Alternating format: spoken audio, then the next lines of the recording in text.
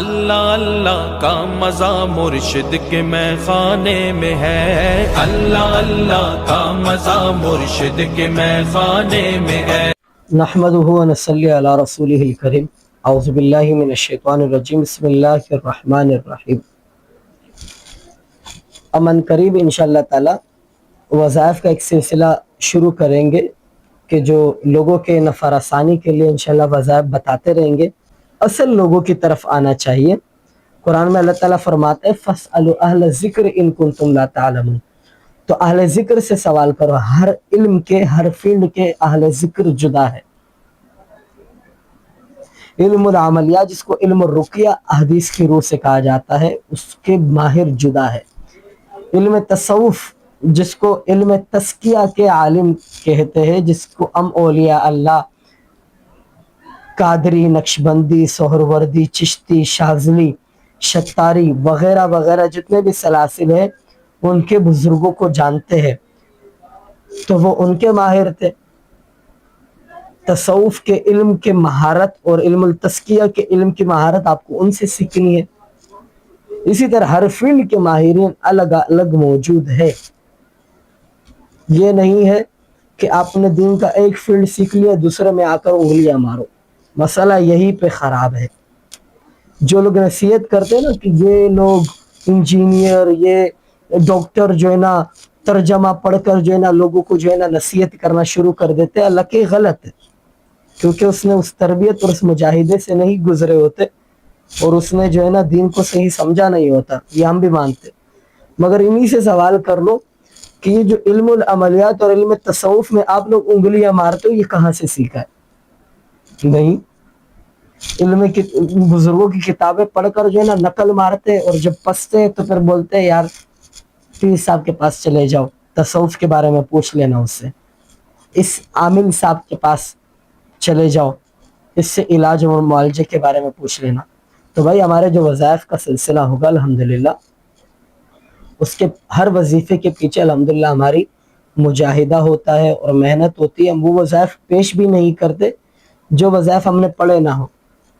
یہ نہیں ہے کہ کتاب سے اٹھا لیا اور بس لوگوں کو دے دیا، الحمدللہ اس کے پیچھے مجاہدہ ہوتا ہے، اس کے پیچھے ہمارے چلے ہوتے ہیں، اس کے پیچھے ہماری محنت ہوتی ہے۔ تو انشاءاللہ ہم وظائف کا سلسلہ شروع کریں گے، اور انشاءاللہ تعالی عوام کے نفع رسانی اور ان کی مدد کے لیے، ان کی مشکلوں کو آسان کرنے کے لیے الحمدللہ یہ چیزیں جو ہے نا آگے انشاءاللہ وظائف در وظائف آتے رہیں گے۔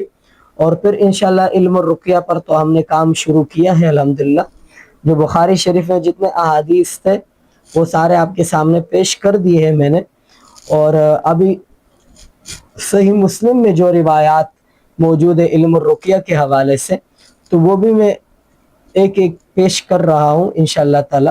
جتنے بھی سیاستہ اور احادیث کی کتابیں انشاءاللہ اس پر ہم تمام علم العملیات، یعنی کہ جس کو ہم اردو زبان بر صغیر والے عملیات کے نام سے جانتے، جو ہے نا عربی اس کو رقیہ کہتے ہیں، یعنی کہ عملیات، یعنی کہ دم کے کام کے حوالے سے جو بھی احادیث ہے وہ سارا انشاءاللہ پیش کریں گے، پھر اس کو ایک ساتھ کریں گے تاکہ پتہ بھی چلے کہ شریعت اس بارے میں کیا کہتی ہے، جو لوگوں نے اس کام کے پیچھے اتنا پروپیگنڈا پھیلایا ہے۔ ہر کام میں 2 نمبر ہوتے ہیں، کام 2 نمبر نہیں ہوتا۔ ہر فیلڈ میں 2 نمبر ہوتے، وہ فیلڈ 2 نمبر نہیں ہوتا۔ اگر آپ بولتے علم العملیات کے فیلڈ میں 2 نمبر ہے، تو علم عملیات بذات خود 2 نمبر نہیں، الحمدللہ وہ شریعت کا حصہ ہے۔ تو اس لیے نفرت میں اور بغض میں اتنا آگے نہیں بڑھنا چاہیے کہ شریعت کے حصے کا انکار بندہ کر لے۔ اس لیے یہ تمام دین کے شعبہ جات ہے، ٹھیک ہے؟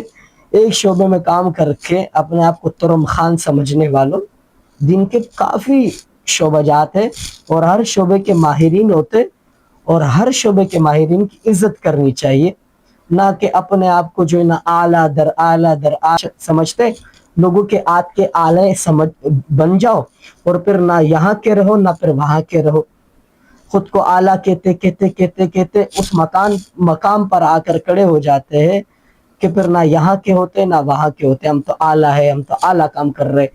دین اور شریعت کا چھوٹا سا بھی کام ساری دنیا اور کائنات سے اعلیٰ تر ہے۔ اگر دین کے کسی بھی شعبے میں بندہ کام کر رہا ہے تو آپ نے یہ نہیں کہنا، آپ اس کی تعریف کریں گے بھائی آپ بہت اچھا کام کر رہے ہیں، ہمارے یہاں مسئلہ کیا ہے، میں اعلیٰ میں ہوں میرے پاس آ جاؤ،